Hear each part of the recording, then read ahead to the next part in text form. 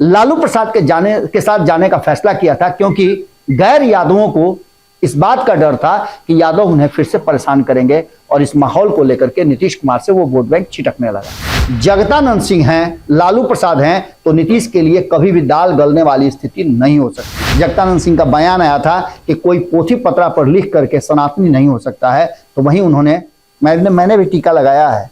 कभी लालू प्रसाद जब टीका और टीक को लेकर के बात किया करते थे, उनकी टीम बात किया करती थी, तब से मैं लगाता हूं। 2020 में जब एक सरकार बनी बिहार में, जो एनडीए गठबंधन की सरकार थी, नीतीश कुमार मुख्यमंत्री बने, लेकिन वहां से एक कहानी शुरू हुई थी।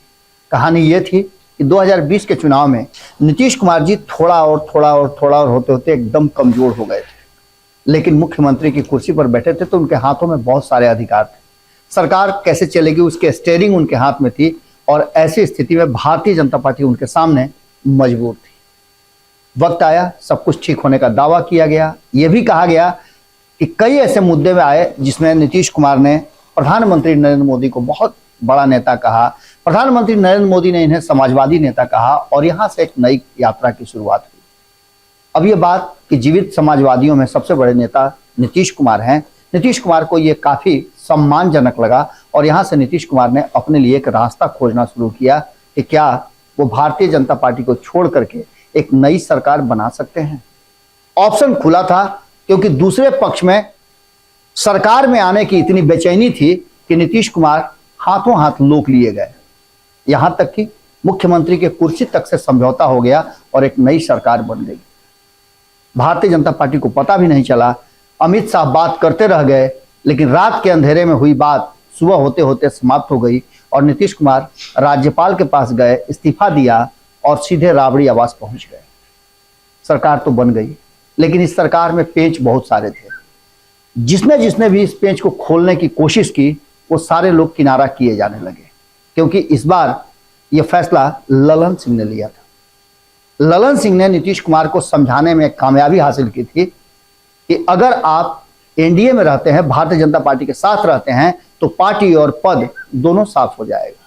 नीतीश कुमार ने यही बातें कही। उन्होंने कहा कि हमारी कुर्सी और हमारी पार्टी दोनों खतरे में थी। भारतीय जनता पार्टी हमें परेशान करना चाहती थी, हमारी कुर्सी छीनना चाहती थी, इसलिए हमने बदल दिया।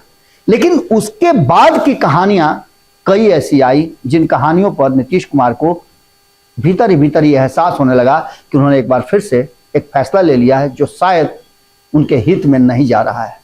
उनके वोट बैंक टूट रहे हैं। लालू प्रसाद के साथ आना शायद नीतीश कुमार की दूसरी बार और अंतिम बार कहा जा सकता है कि बड़ी गलती थी, जिसको लेकर के नीतीश कुमार की पार्टी, उनके सांसद, उनके विधायक और उनका वोट बैंक सभी नाराज चल रहे हैं। उनके सांसदों को लगता है कि क्या लालू प्रसाद के रहते हुए उन्हें एक बार फिर से उम्मीदवारी मिलेगी, जिसकी संभावनाएं छिन्न होती नजर आ रही हैं। लेकिन वहीं दूसरी तरफ अगर आप देखें तो कई ऐसे बयान आए हैं जो नीतीश कुमार को असहनीय हैं, लेकिन फिर भी सरकार चल रही है, इसलिए बर्दाश्त करना है।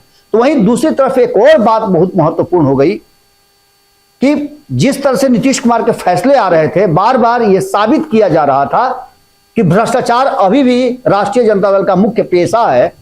क्योंकि आपने देखा कि जब स्वास्थ्य विभाग में बदलियां हुई, ट्रांसफर हुए, उसको भी निरस्त करते हुए उस पर जांच कमेटी बैठा दी गई, कहा गया कि भ्रष्टाचार हुआ है।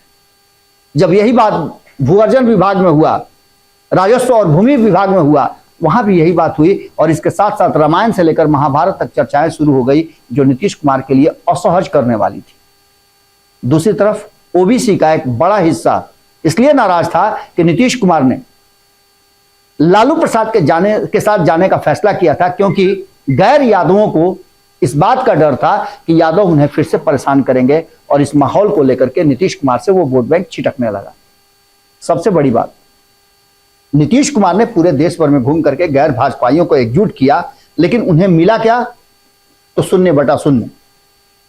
इसके साथ साथ जो सबसे अहम मुद्दा लेकर के आपके सामने आए हैं, वो है नीतीश कुमार के लिए कि नीतीश कुमार को कितनी सीटें मिलेंगी। नीतीश कुमार की बेचैनी बता रही है, वो बार बार ये कह रहे हैं कि सीट शेयरिंग का समझौता हो जाए, लेकिन उससे पहले जो बातें एनडीए गठबंधन में शुरू हो गई थी, नीतीश कुमार को वहां से रोना निकलना था। वो हमारे यहाँ कहते हैं कि रोने को तेही तब तक आंखी खोदा गया। निकलने की तैयारी शुरू हो चुकी थी और उपेंद्र कुशवाहा के माध्यम से, ललन सिंह के माध्यम से, अन्य नेताओं के, अशोक चौधरी के माध्यम से नीतीश कुमार की टीम ने अटैक शुरू कर दिया था भारतीय जनता पार्टी पर। भारतीय जनता पार्टी के हर फैसले पर अटैक होना शुरू हो गया था और यहां तक कि कई मंत्रियों के बयान भी ठीक नहीं लग रहे थे। यहां से स्थितियां बदलने लगी। फिर वही स्थिति अब महागठबंधन के साथ आ गई है और जैसे जैसे बयान आ रहे हैं, आपको याद होगा चंद्रशेखर का बयान, जब वो रामायण लेकर के गए थे तो नीतीश कुमार ने कैसे रिएक्ट किया था। अब जगदानंद सिंह टारगेट पर है, क्योंकि आपको पता है कि अगर राष्ट्रीय जनता दल में जगदानंद सिंह हैं, लालू प्रसाद हैं, तो नीतीश के लिए कभी भी दाल गलने वाली स्थिति नहीं हो सकती है। एक बार फिर से जगदानंद सिंह के बयान को लेकर के जिस तरह से जदयू ने किनारा किया है और लगातार नीतीश कुमार के करीबियों ने बयान देना शुरू किया है, वो साफ बता रहा है कि भीतर में कुछ भी ठीक नहीं चल रहा है। नीतीश कुमार को इस बात का एहसास हो गया है। आज सुबह ही हमने आपको खबरों में बताया था और लगातार भारत लाइव की टीम आपको बताती आ रही है कि नीतीश कुमार ने एक बैठक बुलाई है, अपने सांसदों को बुलाया है, अपने विधायकों को बुलाया है, पूर्व विधायकों को बुलाया है, अपने पदाधिकारियों को बुलाया है, जो बैठक 1.5 महीने के बाद बुलाई जा रही है। क्योंकि 1.5 महीना पहले भी ऐसे बैठक बुलाई गई थी, सभी को टास्क दिया गया था और अब एक बार अंतिम बार पूछने की स्थिति में नीतीश कुमार ने बैठक बुलाई है कि क्या हम और कंटिन्यू कर सकते हैं इस गठबंधन के साथ या हमें कोई फैसला लेना चाहिए। इन बातों को लेकर के अब जगदानंद सिंह के बयान पर जिस तरह से अटैक किया गया है, वो साफ बता रहा है कि जनता दल यूनाइटेड एक बार फिर से उस मोड़ पे खड़ी है जहां उसे फैसला करना है आगे पीछे, दाएं या बाएं। ये सारी स्थितियां नीतीश कुमार के लिए सहज हो जाती हैं जब वो फैसला कर लेते हैं। जगदानंद सिंह का बयान आया था कि कोई पोथी पत्रा पर लिख करके सनातनी नहीं हो सकता है, तो वहीं उन्होंने, मैंने भी टीका लगाया है। कभी लालू प्रसाद जब टीका और टीक को लेकर के बात किया करते थे, उनकी टीम बात किया करती थी, तब से मैं लगाता हूं। इसका मतलब ये नहीं हुआ, मेरा कोई दावा नहीं है, लेकिन जिस तरह से जगदानंद सिंह ने बात किया है वो साफ बता रहा है कि वो किस दिशा में जा रहे हैं। जब नीतीश कुमार उनके लोगों पर किसी तरह का आरोप लगाते हैं या उन्हें भ्रष्टाचारी बताने की कोशिश करते हैं तो जगदानंद सिंह का रिएक्शन होता है। कई बार हमने आपको बताया है बंद कमरे की बात कि राष्ट्रीय जनता दल के भीतर काफी उमस है, काफी बेचैनी है, क्योंकि वो अपने आप को रिएक्ट नहीं कर पा रहा है और नीतीश कुमार बार बार भ्रष्टाचार का एक नया छींटा फेंक देते हैं।